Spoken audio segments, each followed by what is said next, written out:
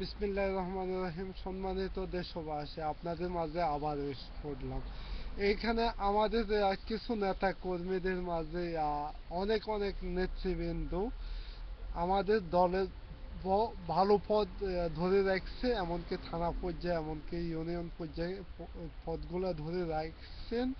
কিন্তু তাদের মাঝে অনেকে এখন আওয়ামী লীগের পুলিশের দালালি করে দেশের জনগণের এবং আমাদের আন্দোলনকারী দেশপ্রেমিক জনতার পকেট কাটতেছেন। কিন্তু এই সকল কথা আমার কাছে এসে গেছে। আপনারা যত টাকা আপনারা কাটে নিতেছেন, কিন্তু এই সকল টাকার হিসাব হবে। আমার সাথে প্রায় আমার নেতা জনাব তারেক রহমানের সাথে দেখা হয়, কথা হয় সব সময়। আমার সাথে প্রতিদিন 2-4 বার ওনার সাথে কথা হয় আন্দোলনের নিয়ে এবং দেশ এবং জাতিকে নিয়ে। সম্মানিত নেতৃবৃন্দ, আপনারা কিন্তু আপনাদের গায়ে এভাবে ময়লা লাগিয়ে আমাদের সাথে কিছু করতে পারবেন না, কিন্তু আপনারা আমাদের পিঠা থেকে খাইবেন। কিন্তু জনগণের দুশ্মন আপনাদের মাঝে যারাই করতেছেন। তার মাঝে নোয়াখালীর মাঝে আমি 2 জনের নাম পেয়েছি এবং এখন নাম বলবো না। আপনারা সাবধান হয়ে যান। কিন্তু এরপরে যদি আমি শুনি, সরাসরি তারেক রহমানের সাথে এই সকল ব্যাপারে আমি শেয়ার করব। তারপরে এখন আমাদের আন্দোলনের ফলাফল অনেকটা ভালোর দিকে।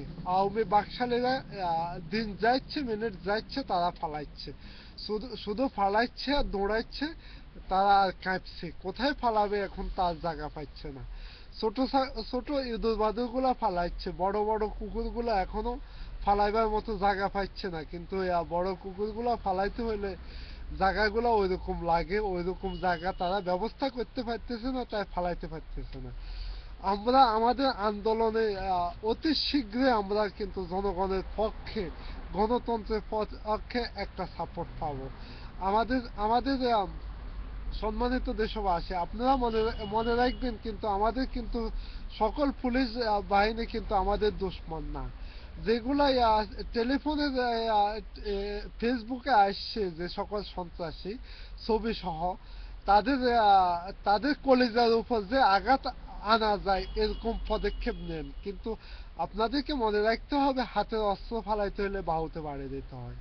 তারপর আপনারা আপনারা ওই পদক্ষেপ নেন এবং দেশ এবং জাতিকে অতি শীঘ্রই আমরা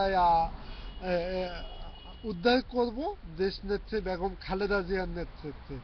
জনাব তারেক রহমানের মূল্যবান কথা আজকে বাংলা মাটিতে প্রচার হচ্ছে না, কারণ যোগ্য লোকের যোগ্য কথা যদি বাংলা মাটিতে প্রচার হয়, তাহলে আওয়ামী লীগের আর বাংলা মাটিতে থাকতো 24 ঘন্টা 24 মিনিট পর্যন্ত টিকে থাকতে পারবে না। এই জন্য তার অনেক কথাগুলো আমরা বলতে হইতেছে।